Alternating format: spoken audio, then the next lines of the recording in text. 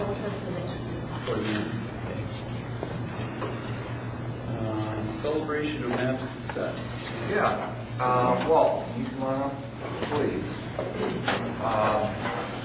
We had cake, and if you came in late, feel free to come up and get a piece of cake. But we are just recognizing Walt's service from 1983 to 2013. I've had the privilege of working with some really good transportation directors, and Walt is just right at the top. And the way I know that is by the number of phone calls that I don't get from people who are upset when you figure you're transporting 1,000 kids a day times 170 days a year. You have 170,000, well, times two. You have 340,000 potential errors a year, and I'm lucky to get 3 calls a year. So just he and his drivers do an outstanding job. Walt, really appreciate everything that you've done for Manistee Area Public Schools. Thank you.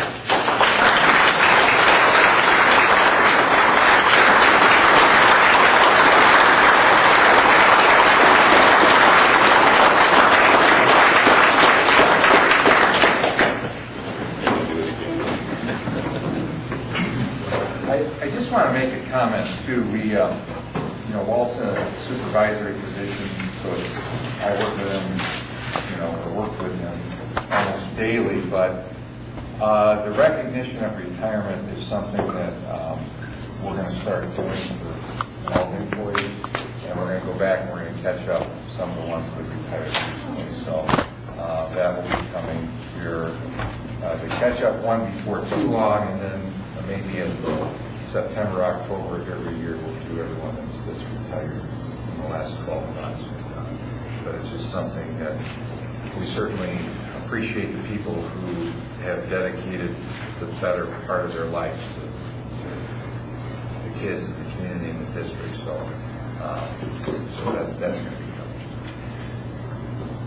coming. The next thing is just there were a number of us that were at the Chamber Awards dinner recently. We were nominated as Business of the Year. That in and of itself is a great honor. We were great businesses nominated. We didn't make it, but we were recognized as a Business of the Year, and there were several of us, half dozen or so of us there in attendance representing MAPS. It was very, very nice night, very nice award to get from the district. So, No, it's just 4. So I mean, it's not like a lot of businesses. no, a lot of them, right. A lot of businesses in the area.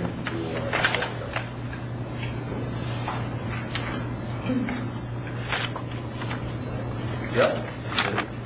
I just wanted to say, well, congratulations and thanks. I think you've made the whole board's job easier.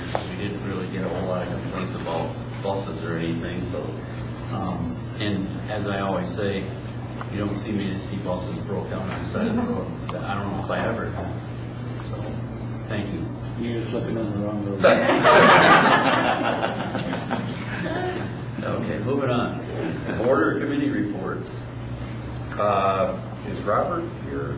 Robert is here. Okay, Robert Klein from auditor, an independent auditor. Every year we're required to have an independent audit done of our finances, and Robert is here representing the firm. So welcome, Robert. You all have a copy of the audit.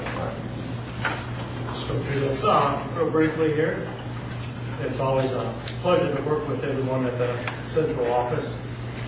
They're always prompt. They always provide all the information we request. Let's see. First of all, the audit has been filed. Michigan has it. Right now, we're waiting for the Federal Clearinghouse. They're online. They have a brand new online data collection service, and partially because of the government shutdown, that program is still not up and running. We've been working with Gloria Suggett from the state of Michigan, Department of Education. She's aware of it. They're hoping that within a week or two, that federal clearinghouse will be up and running. We'll be able to send the federal financial reports to the federal government and to the state. Next, most important part of the audit is that we did give it an unmodified opinion. That's a little bit different from previous years. Prior years, it was called unqualified. They changed the terminology, now it's called unmodified. And that just basically means all financial statements presented fairly, all in all material respects. So there's no issues, no problems with the financial reports. The school system should always try to strive for an unqualified, unmodified report. In this case, you have the next section of the audit report, next main section, is the MD&A.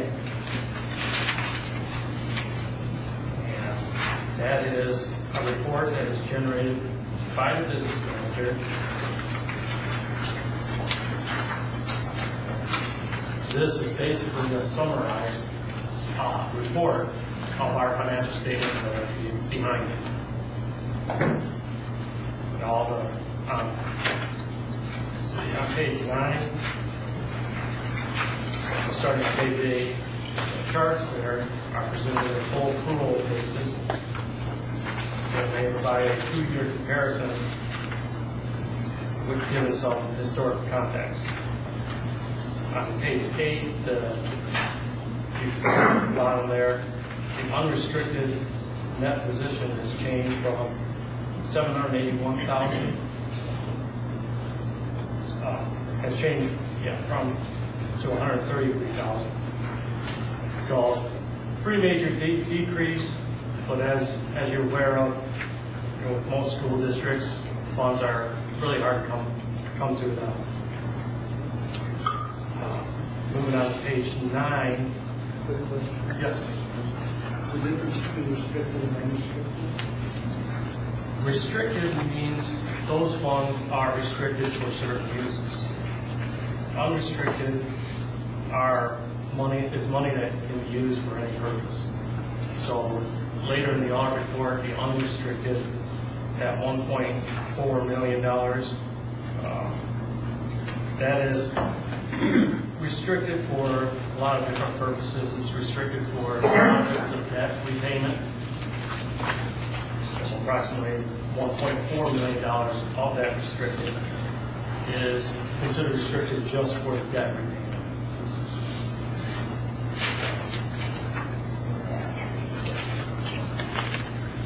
Roughly $100,000 is restricted for current expenses such as inventory, prepaid expenses, and so forth. That's just money that is restricted for future payments. And because of the new contract, the new construction project, the new bond, that's why that has increased from 300,000 basically to 1.4 million.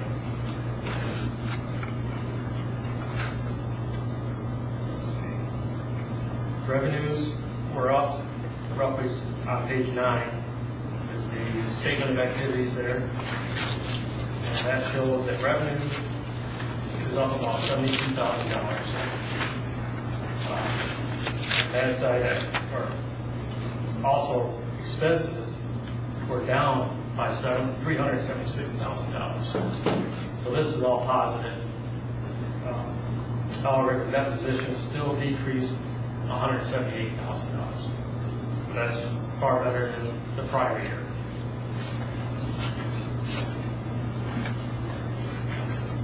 Some highlights there. That's the capital projects.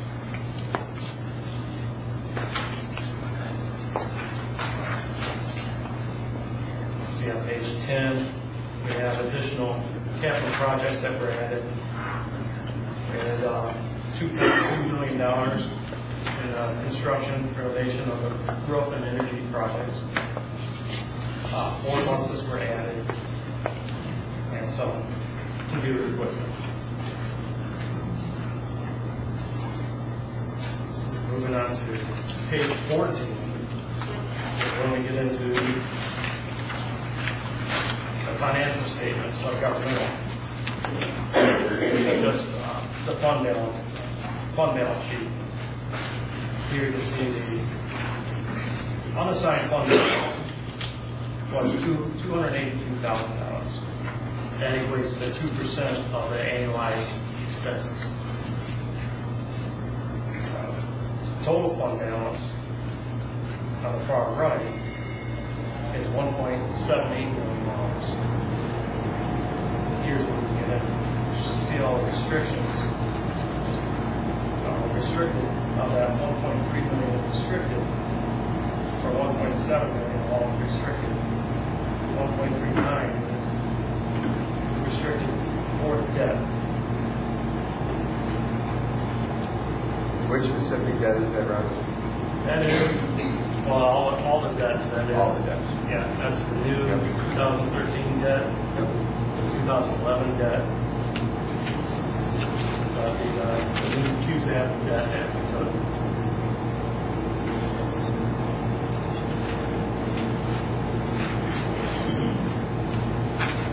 Let's see. On to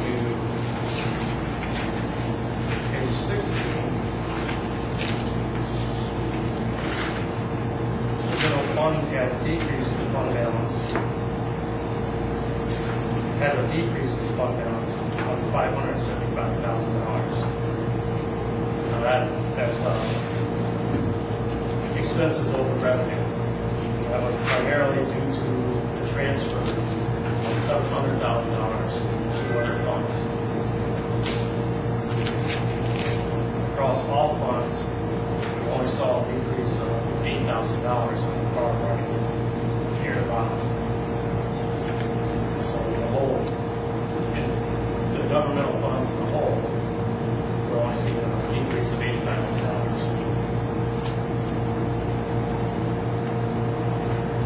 Most of that came from the special projects. Look at the special projects, we have proceeds from the bond, $2.9 million, with, as of last June, expenses were only $2.3 million.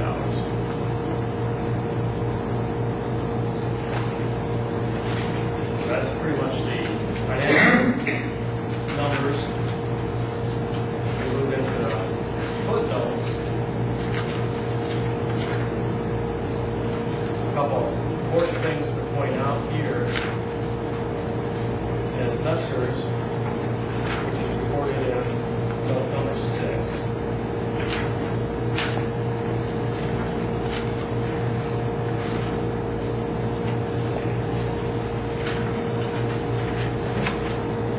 That's on page 28.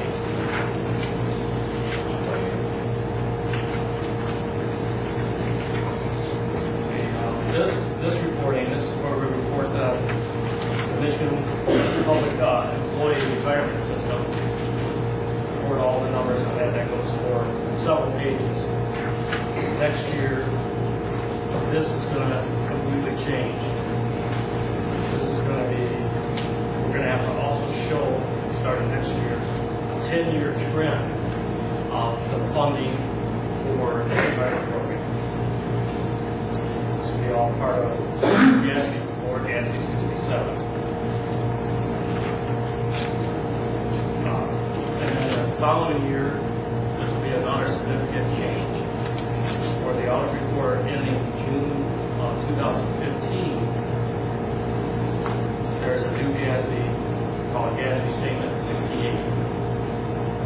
GASB 68 statement kicks in.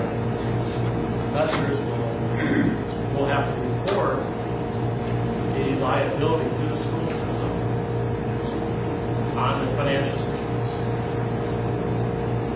Investors will need to inform each of the participating school districts what their pro rata share of that debt is. Each Each school district will then need to report that liability in the statement of debt position. Prior period adjustment will be recorded in the books for the initial amount starting in June of 2015. The prior period adjustment doesn't have to be budgeted, as that's not a current expense. So you don't have to worry about budgeting for that. Some of the difficulties in this, creating this liability, is lessors will have to come up with the number division for each of the school districts. And this number stands to be pretty significant as a liability in each of the school districts. The Michigan Department of Education is fully aware of this because this is going to create a huge deficit in a lot of the school systems in their audit reports. We're still waiting to hear from the state of Michigan on how they're going to present this when the school systems in the state of Michigan are going to be showing deficit funds. In your situation, you don't have a deficit fund right now. Everything looks good. But when you put in this liability, it's definitely going to show change numbers and show a deficit. Robert, that's huge. Any idea how many districts across the state of Michigan, what percentage that might impact? You'd have to have a pretty healthy fund balance for that not to be. Yeah, it's going to affect just about all. Yeah. Anybody that participates in it. So if there's 30, 40% fund balance, maybe they won't, but they have 15% fund balance. That's huge. So the state of Michigan doesn't know how they're going to deal with this and how they're going to adjust for this. But it's going to change the reporting quite a bit. It's going to be a significant change.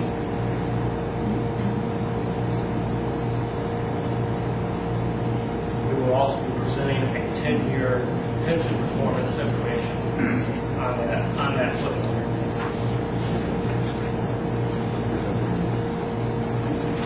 That's the significant changes there.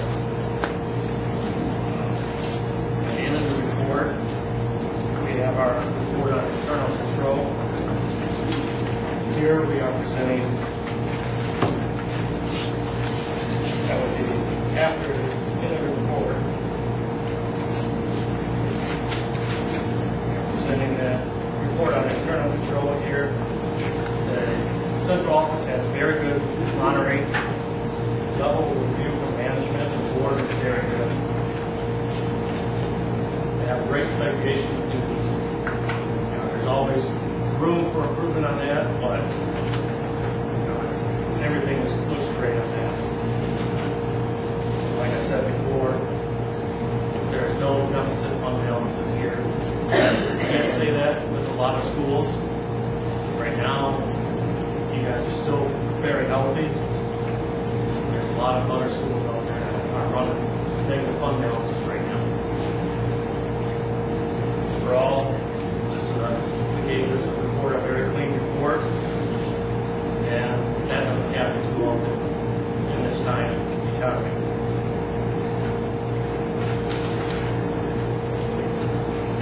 That concludes my report here. I'm sure I can field any questions.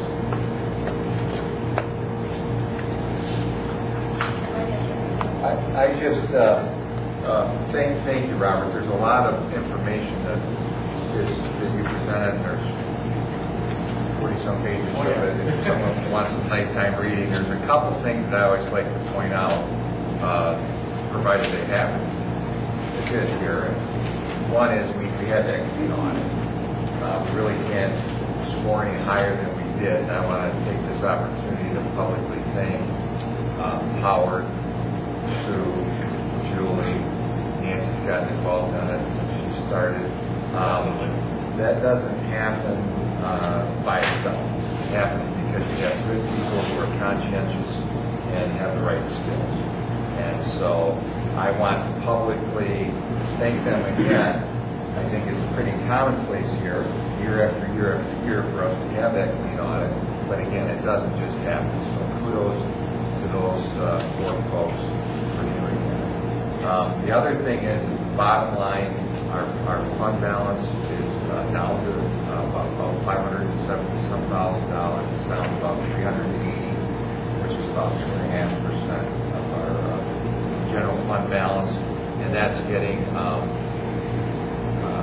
that's starting to be a concern. Or that is a concern, but we think we have a plan to address that. So, but we're in okay shape now, but we've got to start moving the other direction. But I appreciate it. Any other comments or questions?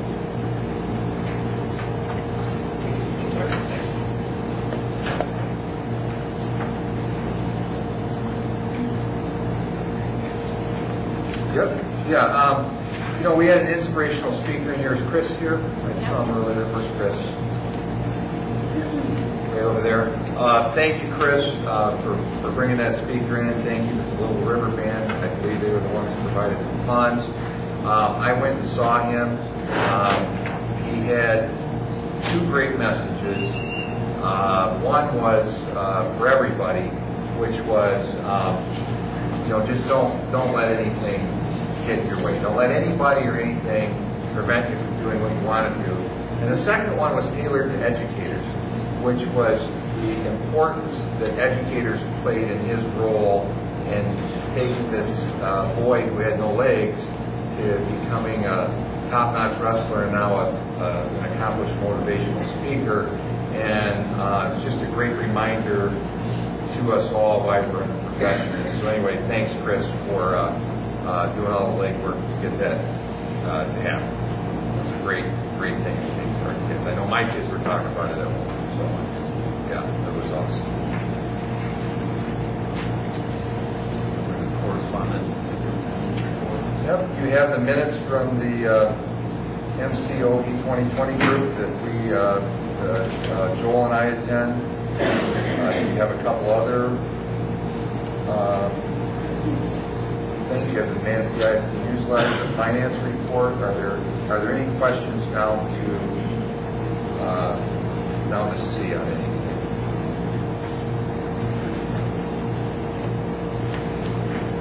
Okay.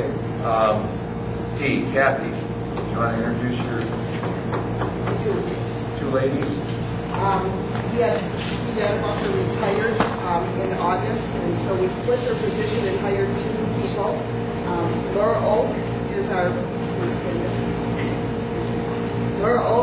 person at Madison. She does breakfast and lunch. You probably know her husband, Don. And Laura's subbed for us for 5 years and has decided to come on full time. So we're really thrilled to have her. She's certified and she's a great worker. And Missy Thomas comes to us. She works at the casino part-time also, but she's working at our high school part-time, and she's happy all the time. She walks in with a smile on her face, and we love it. So I'm very glad to have her. Welcome.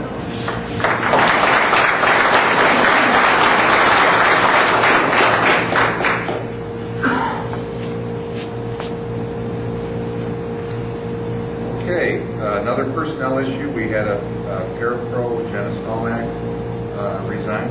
Got a teaching job, so congratulations to her. We're in the process of filling that.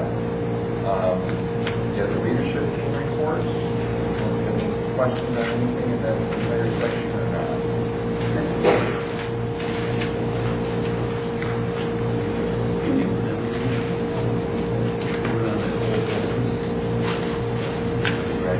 Well,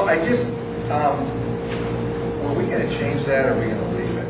I don't know that we ever, we're definitely leaving it this year, but even as we start looking for 14 and 15, there are, the sooner we can make that decision, the better. So I don't know, do we just keep this on the old business for the next meeting or two and keep thinking about it? Or Well, it looked like the least effective would be if we just changed it to a Friday night. of Memorial Day Right. weekend? Is that true, Julia? If we change the graduation date to Friday. The options that seem to be most viable, we're keeping it as is on Saturday or Friday, Memorial Day weekend. And I would say the sooner we do it, the, everyone can, Right. they have to plan it. Decide where it is. Yeah. Well, we'll keep it on old business for another month. Let's, One more time. let's keep, one more time, and then Okay. next meeting, make a decision one way or another. Okay.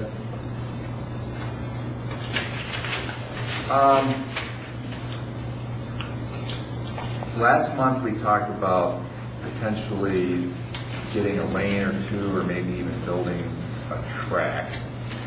And you have some cost analysis, or some quotes, estimates, I guess you'd call them, for doing that. Then, when we, did a couple of our last meetings, it's come up that we really don't have, well, first off, a comment on that. Ken, help me out again. How much money do we have sitting in that account? Close to 90,000. All right, about 90,000 we have sitting in the account, and so the goal was not to pay for that out of the general fund. It was to pay for it out of the money that's already been raised, or out of new proceeds, but not by the general fund, which, as we have seen, is getting it's pretty taxed as it is. So I just want to make that clear. But we talked about a facilities plan, a comprehensive facilities plan, and we don't have one. We kind of got pieces of it, but we don't have a comprehensive facilities plan. And you're actually going to get a presentation from our architect at next month's meeting about doing a facilities plan that would get community involvement, staff involvement, along with just what we know. I mean, if you have a roof that needs to be replaced in 10 years, you got to replace it. And then there's those have to do things, and then there's the want to do things. But get that on a plan. And so I guess where I'm at with this is that, as much as I think our kids are at a disadvantage every practice that goes by that they don't have a track to practice on, we aren't going to do anything in December, January, and February.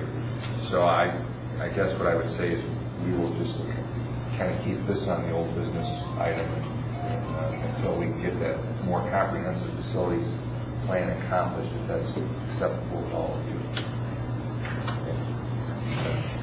Anybody have any try?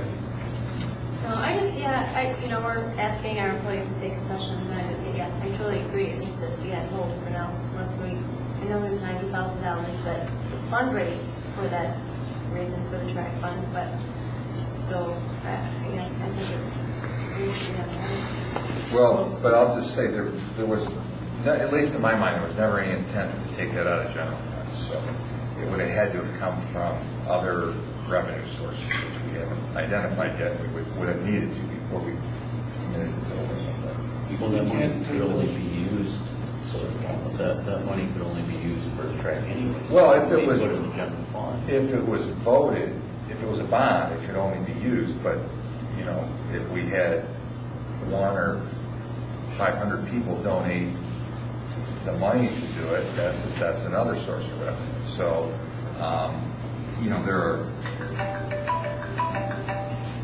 there are different sources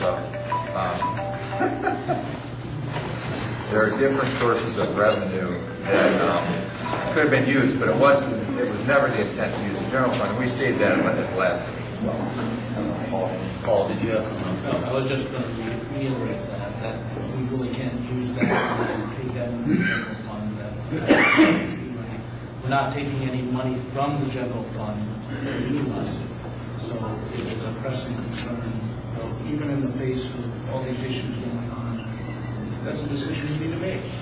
It can't have any effect really on what we can do to help with concessions or with our teachers or any of our.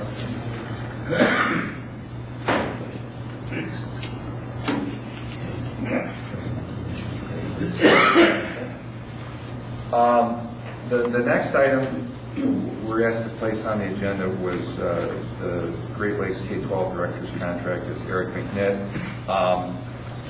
We can move that. The question was, right now it's being, the contract is held by MAPS, and then MAPS gets reimbursed the full amount we pay from Michigan Great Lakes K-12. And do we want to keep it that way, or do we want to transfer that to the fiscal agent of that school, which is Sutton's Bay? What we're talking about here is the online cooperative school between Sutton's Bay, Crawford El Sable, more commonly known as Grayling, and MAPS. Serves 28 counties, and it's kind of where Yes Academy went. Yes Academy was ours, served 11 counties. This is the Yes Academy was incorporated into this 28-county, 3-school cooperative.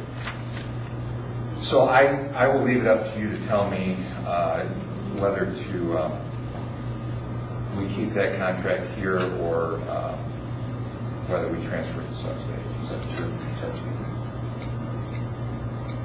I think we really need to look at it.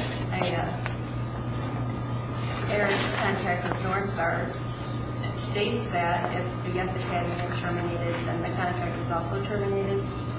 I mean, that's number 6 on his contract. And then it also says on Sutton's Bay Grayling agreement that they will hire all the employees and they will pay all the employees. I just think we need to follow, I'm not saying that Eric doesn't have a job. I just think that we need to do it differently. We don't have the Yes Academy anymore. This, in my opinion, this contract is null and void. I don't why can't Sutton's Bay, that isn't a contract, the agreement, correct? What I will tell you is that we can do that. If you tell me if the board tells me that's what you want to do, we can do that. I'm not going to get married.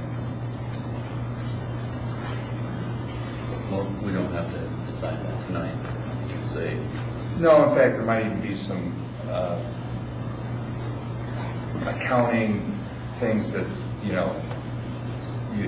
a lot of times you do these things either January 1st or July 1st, which January 1st starts in the calendar year, July 1st, which the IRS runs off of, and then July 1st.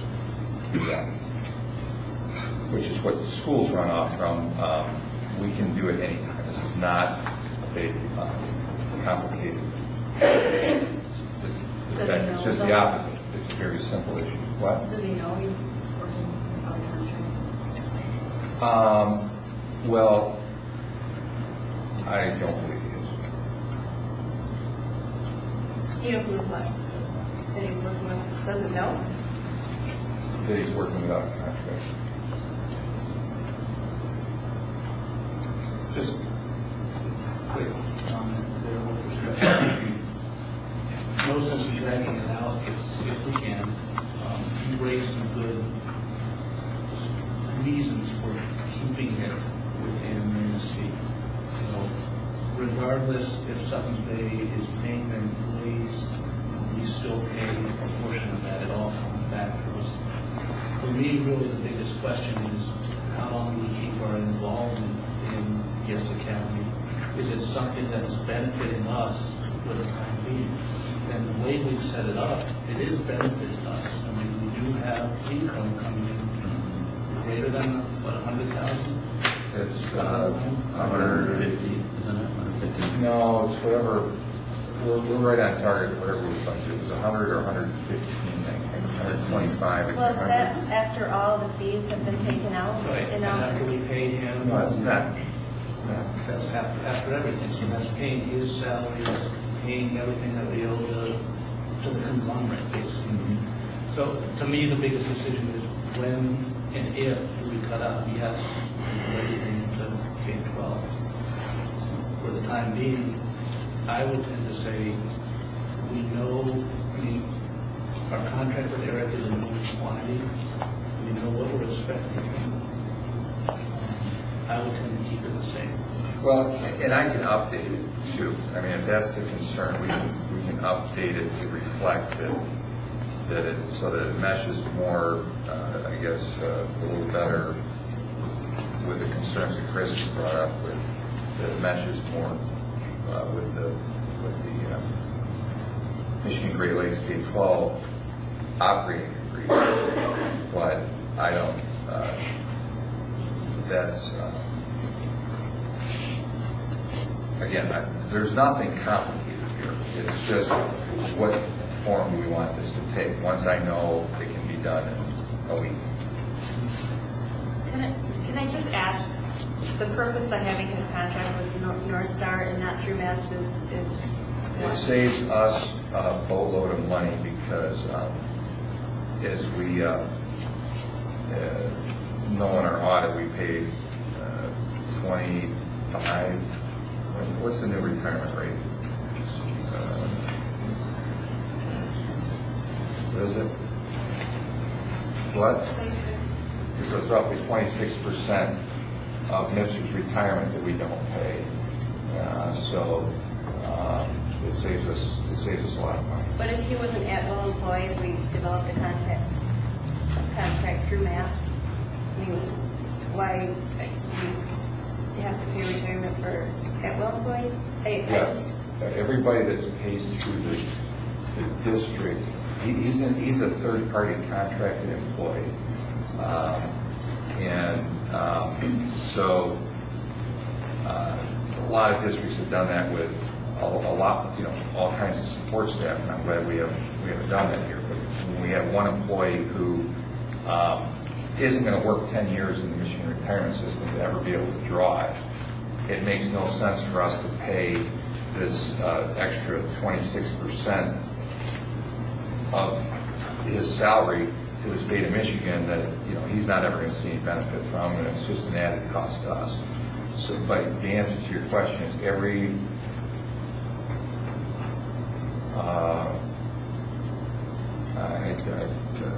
other than like sub-teachers, I think everyone who's a regular employee, we pay. Everyone who is a regular employee, we pay the 26% on. I'm not aware of any other. We don't have any other what we would call full-time employees who aren't paid through our payroll, which means we pay the 26% on all those fees. And then one more thing I have, I was just reading through the contract, and it says, well, I understand it to read that the workman's comp would be covered by North Star, and it looks like we're paying it. Do you know? I don't have that. No, I don't know. So, do you want to table this until December and maybe some of these questions can be answered? They should be answered. And put it up. You need us to vote on that, is that correct? Well, Or do you want us to just? I don't know that it needs a vote. You just tell me what you want me to do, because it's not.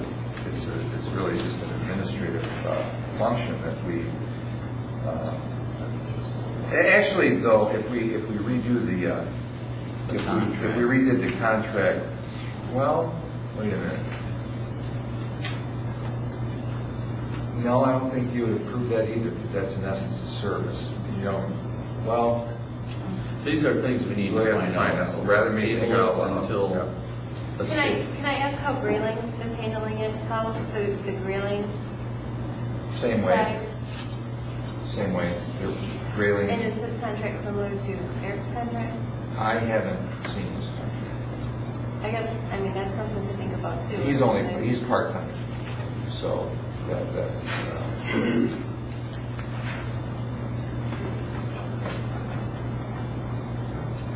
And we'll table it until December and prep questions and we can get some data together for us, all right? all right. Is that fair enough, everybody? Thanks. Okay, business action.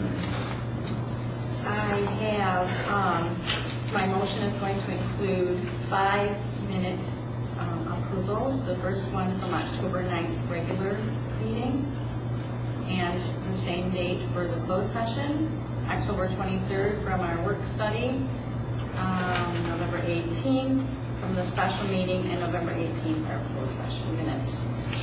And two of them I presented to you tonight. A motion by Shelley. Second. Second by Paul. All in favor? Aye. Anyone opposed?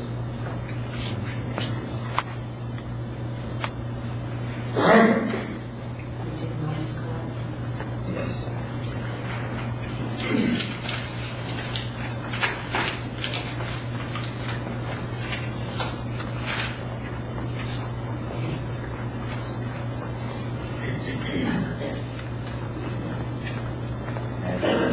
Acceptance of the annual audit for the year ended 6/30/2013. Have any questions, comments? The audit. Yeah, I need a motion. Motion by Dr. Insall. Second. Second by Chris. All in favor? Aye. Anyone opposed?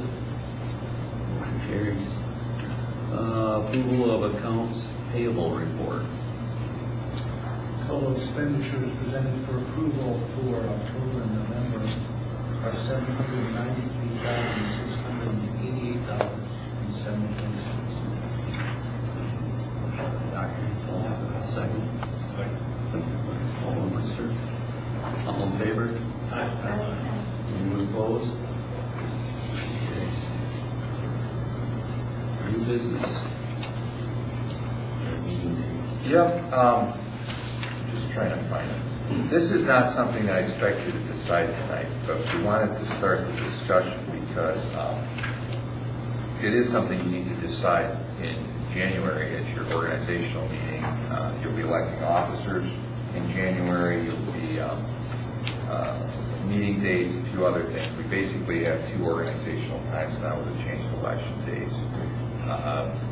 Officers, meeting dates, those type of things are done in January. All of our fiscal stuff is still done in July because it coincides with our fiscal year. But we just threw a couple options out at you. One is the second and fourth Tuesdays like we currently do. Not this summer, but the summer before, we did it like a Tuesday night and a Wednesday night. We showed you what that would look like if we did that all year long. So those meetings are back to back.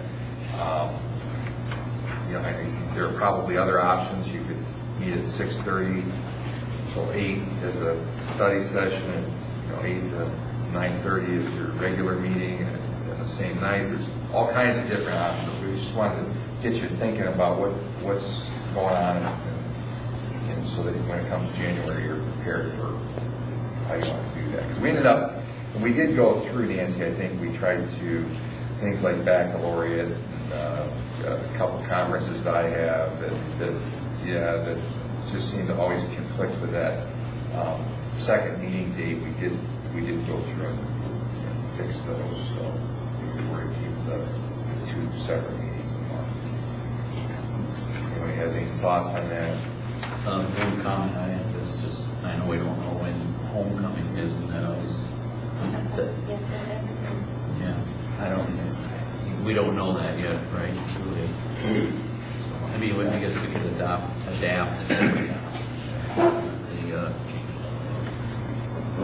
just change it. I don't even think our schedule for next year is set as far as homecoming. Probably not.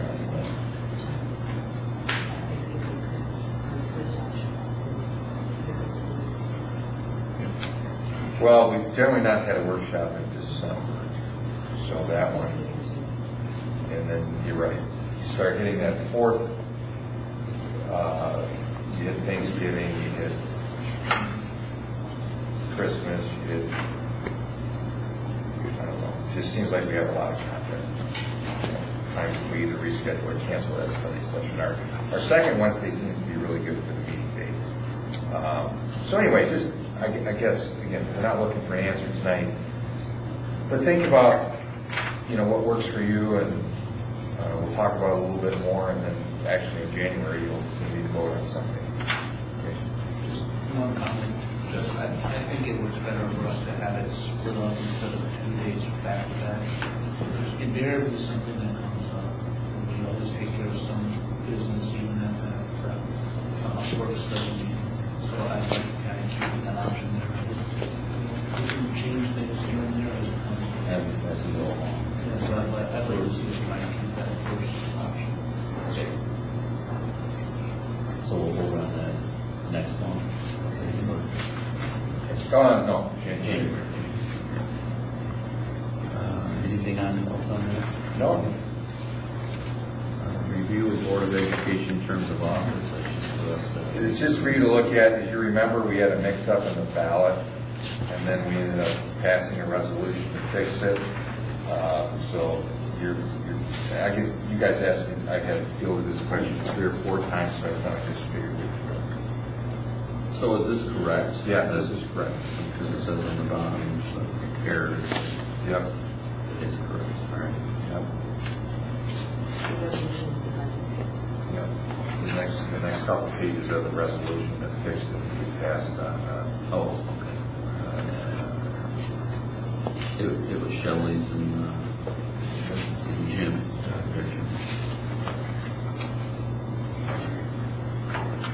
Moving on, unless somebody has something on that, move on to the review of updated strategic goals and objectives. So, a month ago, we had Olga Holden come back and go through with the board and the administrators at a workshop, the strategic planning document. We made some revisions to it at that meeting, and what you have in front of you is hopefully captured those revisions. So I don't know, again, this was to take a look at this month, change anything if you wanted to, and then we'll actually approve it next month. So we went from 7 goals now to 4. We've accomplished some goals, we consolidated some goals, and so I don't know. We think this reflects, we think it reflects what we said at that night, but I want to make sure that you approve that.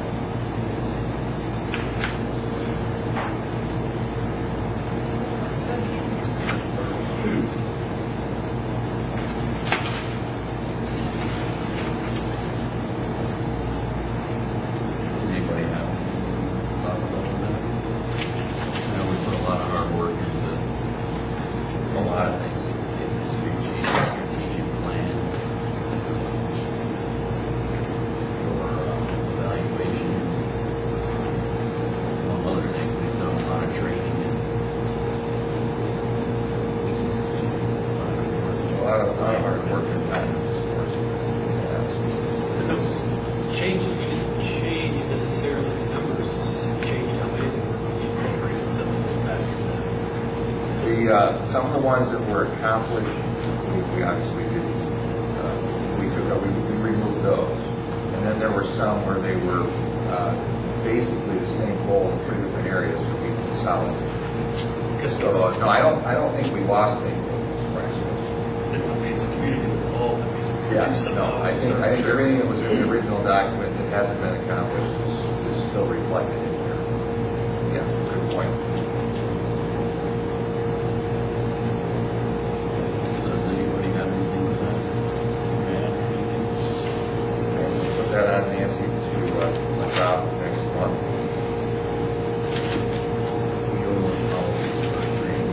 Yeah, you have quite a packet of policies for first reading. I'm going to take Key in, well, I'm just going to take Key, I guess, we'll talk about Key in a second. The Neola policies, Neola is a service that I think there are very few districts in the state of Michigan that don't use Neola.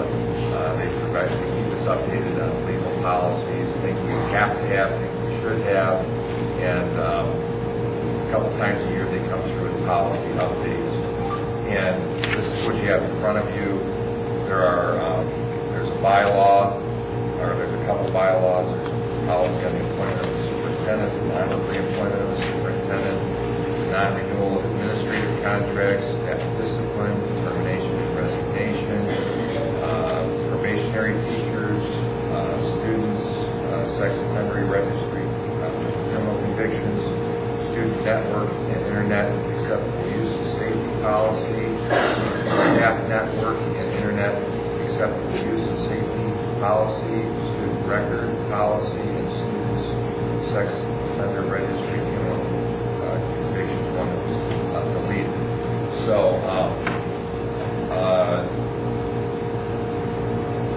with that, if you have questions, I'll do my best to try to answer, but we'll consider this a first reading. We will do a second reading and an adoption of these. Thing on this, those very issues that are part of that state. A whole lot less than we have. No. Corporation. Yeah.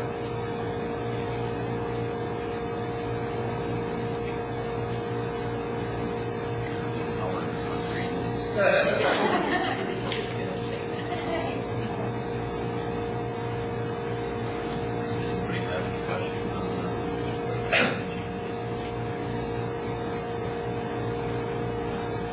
that's the first reading. Right. Yeah. Yeah.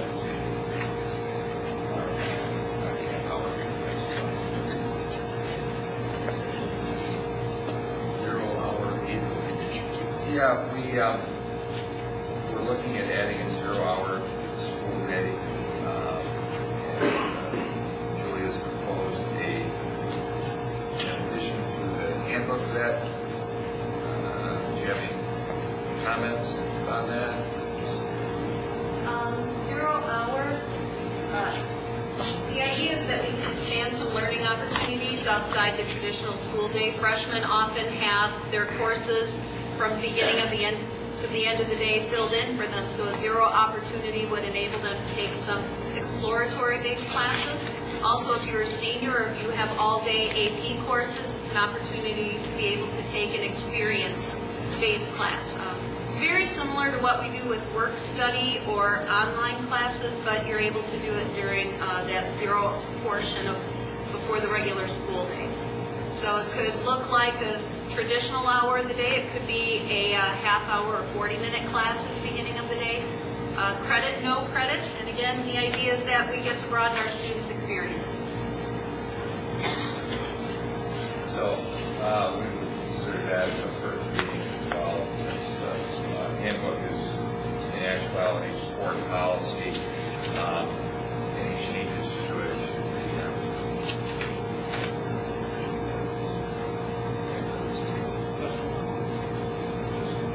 So one of the classes being considered as the week training class gives you awareness, something like jazz band. Is that a 0 hour class? You do get credit for this.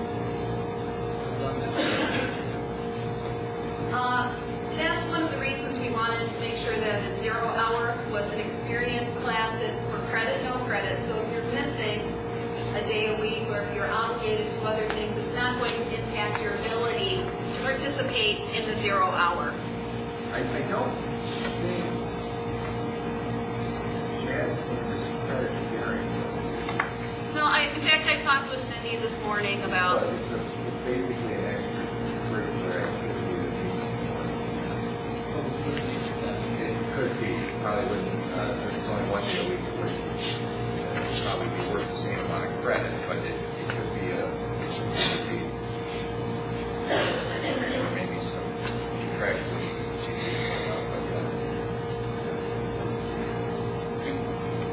Anybody else have any questions?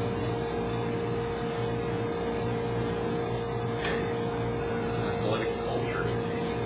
Ken, did you want to talk about, we talked about this a little bit before, but if you want to talk about, there's a lot of people here. Let us know what we did, how we came up with this document, why it's important for us. Yeah, last year we had committee formed and we came up with hopefully the path for our athletic situations for this next several years. The committee put a lot of time and effort into it. We've had that in your possession since last spring, I do believe. And the committee met this year for the first time this new school year, and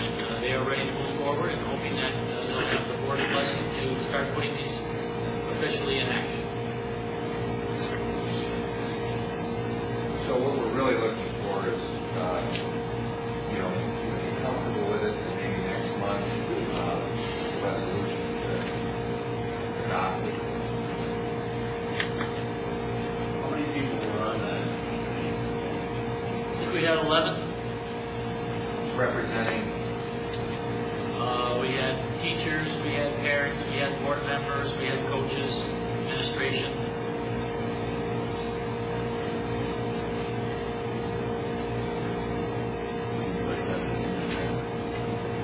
Couple just comments. Everybody's worked on this. Committee come up with that. This is a very good document. A couple things that happened. It kind of ties with some of the recent events that's happened in college and stuff. I think it's probably important, or I would recommend we put something in there as a coaches should. Coaches should just have open practices. I think parents should participate in and observe. I know that makes it challenging for coaches. Some of the things that have occurred, not here, but have occurred in other places. Wise approach for us to take. And then the recent things, I know some of these kids, you have long travel times and schoolwork and stuff like that to ensure that they have the tools and ability to get to school. In most cases, we're working that way with our kids, so just make sure they're traveling wherever there's a long trip. If you have games 2 nights in a row, those facilities are ability to get things done. And I still think with, tying in with our strategic plan, I would still recommend that we bring this to see what the community thinks. It's a great opportunity to get the community involved in this and buy into it. Our athletic culture.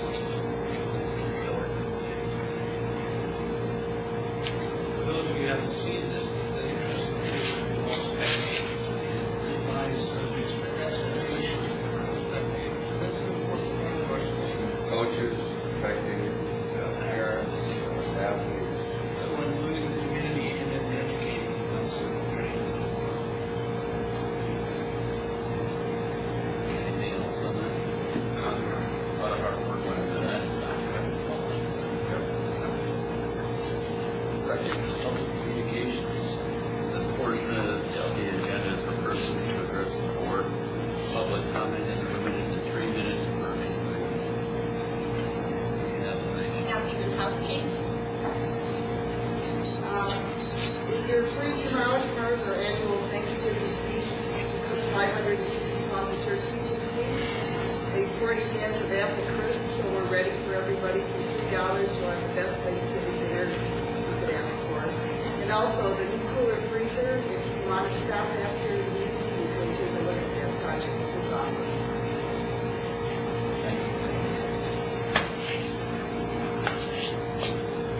Dana Dovis. Yes, some of the concerns we have as teachers is the spending. A lot of decisions have been made. Like for instance, the tech department, money is coming to you guys through grants and things to pay for it, but are you guys factoring into the maintenance, the cost of it? Where's all the money coming in to pay for that? The pool. The pool is a great thing, don't get me wrong. I love the pool, obviously, for reasons of my own personal reasons, but where is the money to maintain the $90,000? Is that coming out of the general fund? We have a music program in the elementary school. We got rid of music, yet we're still going to have a Christmas program. The money's being paid to hire a person to do this. There's a lot of money that, did we need it? Was it a need, want? And all we're asking is that when we're in a spending freeze, so in the future, when you guys are making decisions, I mean, I'm glad to hear it on the track, you guys are kind of just going to look at the cost analysis, but you may get all that money coming in, you may get grants, you may get all that money, but then who pays for all that upkeep, all the upgrades, all that needs to be taken care of all the time? Is that coming out of the general fund? Because really what's happening is a lot of the general fund monies is being used off the backs of all of your employees here. And so we just want you to be conscious and thinking about that before you make more decisions on spending. Thank you. John Mancarelli. You had to give me a minute.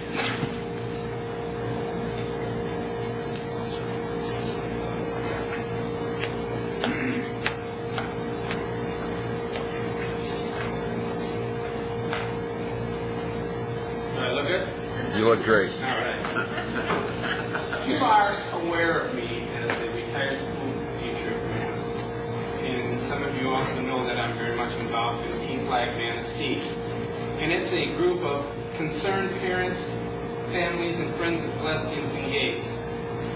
And it's through this organization that I've joined in that I've become aware, of course, of the bullying that our young people endure and the bullying that all young people endure. So together, in this capacity of concerned parents, families, friends, we have all committed our help and resources to Manistee Area Public Schools and the member schools of the Manistee ISD, and will continue in this commitment.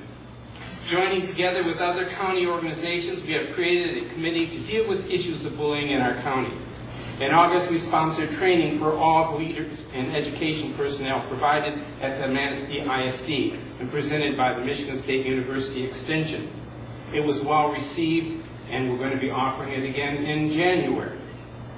Now, while our young people through the schools are being exposed to the heartache that many experience through bullying, we would like to offer one more experience. And when I say experience the heartache, they have been taking a lot of training in terms of what Juliet has done, in terms of what the other schools have done. The kids are getting the message in the schools. So we want to give them one more opportunity to be exposed to this. We'd like to offer for our children and for the community in general, the PFLAG Manistee, in conjunction with the American Association of University Women, the Manistee County Youth Advisory Committee, and the Manistee County Centra Wellness Network, are sponsoring a poetry contest for grades 4 through 12 throughout the county. And the topic, of course, is bullying. Now, we very much encourage you to involve your class in this project. Every teacher that teaches language arts has received this letter. There will be prizes, a $100 prize for the best entry at each grade level in the high school, and $50 for the middle school, elementary school levels. We would like also to offer each teacher of a winning entry a monetary prize. They also will receive $100 in the high school level, $50 in the elementary and middle school level. Now, the type of poem, whether it rhymes or not, is up to the young person submitting the poem. However, poems submitted from the high school must be a minimum of 12 lines. And the deadline for submitting poems is January 31st, 2014. 2 areas that they can submit. One, they can mail it, and this is, again, given to all the teachers, and there will be a flyer out next week that deals with this, or they can submit it by email. Each submission should have the poem attached and the name of the child submitting the poem, their grade level, and the name of the child's teacher on the e-note. And as I said, the first prize will be a monetary award of $100 for grade level 9 through 12, as well as 5 honorable mentions, and $50 for each grade level 4 through 8, and 5 honorable mentions. All entries will become the property of the Manistee Poetry Contest. Poems will be showcased in one of 4 formats. Once the deadline is passed and the university, the UUAW, has judged them, we are hoping to be able to use the bowl, but we will find some place that we can. The bowl couldn't make that commitment right now. And we will present the poems. Each child will come up and read their winning poem. This also involves art, poster art being one, and video. Okay, they also can win $100 each for themselves and for the teacher. This will be presented on that night. We will have, we've already talked to the radio station, each child will record them reading their poem, and it will be played periodically through the radio station. We will be doing placemats throughout the county. There are 25 restaurants that use placemats, and we will be asking them and giving them a large number. And on the placemats will be the winning poems and the child that won it and the school that they belong to. There will be posters. We will be making posters of the poems that will go in store windows throughout the whole county. Now, every teacher in the county, Necoma, K&D, Bear Lake, and of course MAPS and Trinity and MCC and Cassins, okay? They're all invited to join this contest. And the idea comes from Kalamazoo, Michigan, where I used to teach. They have a poetry in the bus contest. And every year, kids submit their poems, and the winners get put in the bus for advertising. Well, we hope to carry this on beyond this year. But the winners of this will have their poems posted if they go into a restaurant to eat, listening on the radio, watching it throughout the county and throughout the city in terms of posters in the windows. And so That's pretty much it. We're excited about it. It gives the kids an opportunity to look at what they've learned and present it in a way that would be kind of fun. So, does anybody have any questions? Thank you for your time. Thank you. Okay, and that's it for public communications, right? We're going to be going into closed session. Let's take a 3-minute